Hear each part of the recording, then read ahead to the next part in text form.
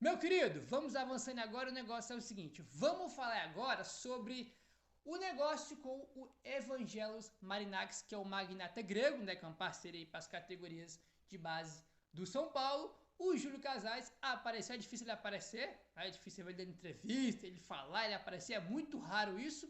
E ele deu uma entrevista aí pro UOL falando mais sobre essa parceria com o grego. E o mais importante, em que estágio está a negociação com o grego? Já fechou? Está perto de fechar? Está longe? Esfriou? O que aconteceu? Em que situação tá no momento o negócio com o grego, tá? Foi sobre isso que ele falou. Júlio Casares, presidente do São Paulo, revelou em entrevista ao UOL que o acordo com o empresário grego Evangelos Marinakis pelo investimento na base deve ser concretizado até o final do ano, tá? Antes, rapaziada, a gente falar aí sobre essa parte que ele fala sobre que o acordo deve ser fechado aí no final do ano, até o final do ano, um ponto que ele traz que eu acho importante a gente falar primeiro, que ele comentando aqui sobre, né, o porquê, né, dessa parceria, qual a vantagem que vai ter, né, eles falando mais alguns detalhes aqui em relação a isso. Ele faz até alguns comparativos, olha só, abre aspas aí pro Casares. O jogador que vale muito hoje é aquele de 17 a 22 anos. É o mercado prioritário. É esse jogador. E eu já tenho um sócio invisível que não põe dinheiro. Eu chego lá e tem jogador que tem 20% que é da família, 10% do empresário. Eu vendi o Beraldo e eu tinha 60% só dele. Ele já vem fatiado. Agora eu quero ter um sócio que coloque dinheiro. E essa é a vantagem do Marinakis. Ele tem dinheiro, mas ele também tem plataformas esportivas. Tem o Nottingham Forest, tem o Rio Ave e tem o Olympiacos. Eu vou ter uma porta para a Europa muito mais rápida, fecha aspas. Que é um ponto importante que ele fala, né? Tu pega qualquer jogador de base, né? Tem lá, X% do jogador é do empresário, X% é da família, X% do próprio jogador. Tem muito isso, né? Ele deu exemplo até do Beraldo, né? Que a gente acabou de comentar sobre ele. O São Paulo vendeu o Beraldo, só que só 60% era do São Paulo.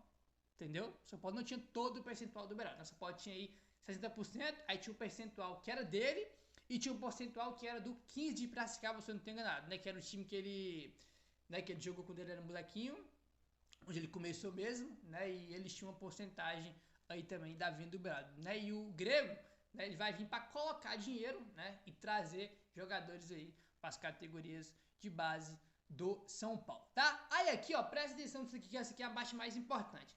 Presta atenção em dois detalhes. Primeiro, ele falando aí, né, que já está em troca de documento, que deve fechar até o final do ano.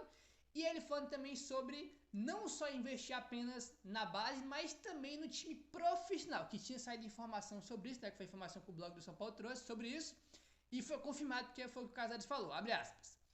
Não é uma venda da base, a oposição fala qualquer coisa. O estágio do acordo está em troca de documentos, e acredito que vai acontecer. Provavelmente até o fim do ano, porque eu quero começar a escalada em 2026 e usar um percentual para o clube como um todo.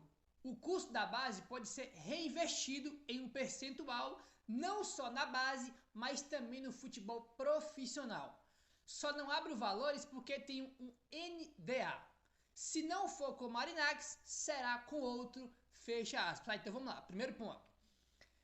Já está em troca de documentos, tá? Então já está na fase final, aí já, né, de ter a assinatura do contrato, já está tendo troca de documentos. Até o fim do ano ele falou que quer ter aí, né, já fechado, porque ele quer começar 2026 já com essa parceria. E o outro ponto que ele falou, né? Um custo da base, né, pode ser reinvestido não só na base, mas também no futebol profissional, tá? Então tem sim essa possibilidade, tem essa conversa aí de esse investimento do grego não só para a base e também para o futebol profissional do São Paulo, tá? O que eu acho que é uma notícia muito boa, tá? E outro ponto que ele traz aqui, ó. Se não for com o Marinakis, será com outro. Né? Se não fechar com o Marinakis, vai fechar com outro aí. O blog do São Paulo também trouxe informação sobre isso, né? Que tem, além do grego, tem outros também, empresários, investidores também, tem interesse aí em Cotia, né? Mas agora o negócio é com o grego. Acho que a notícia aí é muito boa. Rapaziada, olha aí. Oscar é responsável por 100% dos gols do São Paulo, originados de escanteio, e lidera assistências.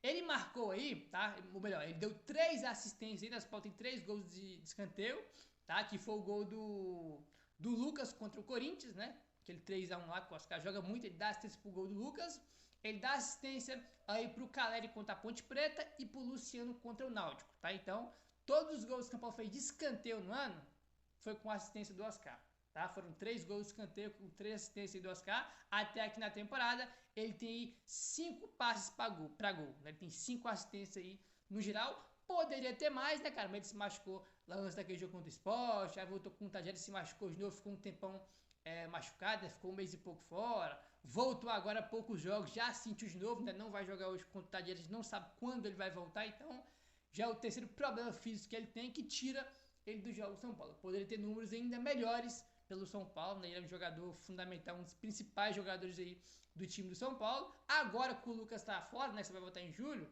ele aí era o melhor jogador tecnicamente que a gente tem, mas também sentiu incômodo no último jogo, não joga hoje, sabe-se lá quando ele vai voltar, né? A gente não sabe quando ele vai voltar, mas é um jogador muito, muito importante pra gente, isso aí não tem dúvida, não tem debate, né, cara? Eu gosto muito dele aí, mas tá tendo dificuldade para jogar, não tá conseguindo ter sequência, né? Pelo menos do início do Brasileiro, né? Foi contra o Sport pra cá, ele não tá conseguindo ter uma grande sequência aí com a camisa do São Paulo. Infelizmente, porque é um jogador fundamental, né?